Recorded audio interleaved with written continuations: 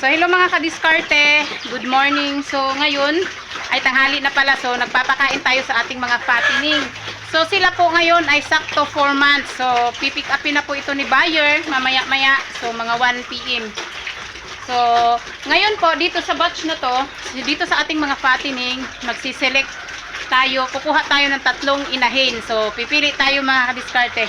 So ang napili natin, so lalagyan natin ng marker para mamaya pagkuha ni buyer, hindi na siya malilito. So, ito mga kadiskarte, ang napili natin. So, meron na tayo ditong napili. Lalagyan na lang natin ng marker. So, isa na po yung may dot, yung doon sa gilid. So, 14 po yung dede niya. Tapos po, yung tayo niya,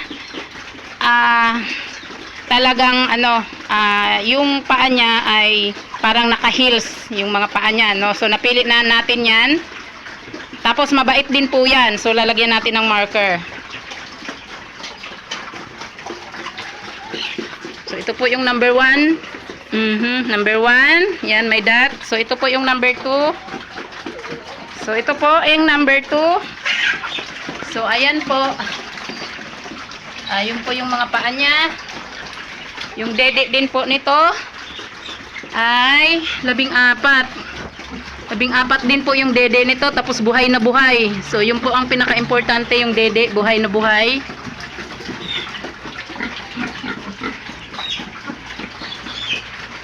So ito po yung number 2. Lagyan po natin ng marker. So number 2. Ang number 3 po, so ito po sana yung number 3. Si Pitrin, pero po yung paa niya hindi matibay. Nag-crack na po yung kuko. So ayan po, sana maganda rin po yan. Pero ang paa niya, 16 din po yung dede niya. Sa kanila pong 5 po silang babae. So ang ating fattening po ay 11. So 5 lang po yung babae. At ayan po yung, iyan po sana yung Pitrin natin. Maganda, 16 po sana din yung dede. Pero po, yung paa niya po, yung kuko niya, nag-crack na. Hindi matibay yung kuko. So, yan, hindi na yan. So, ito po yung pangatlo. Saan yung pangatlo? So, ito po yung pangatlo.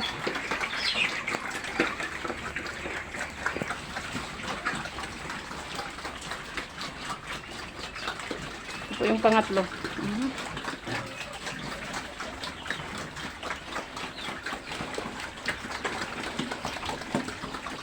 Yan po yung pangatlo.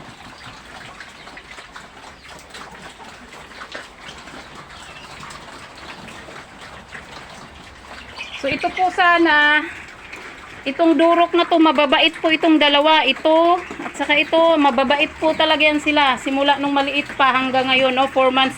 4 months ko po talagang inobserbahan yan sila. Ito. Ay! Uy!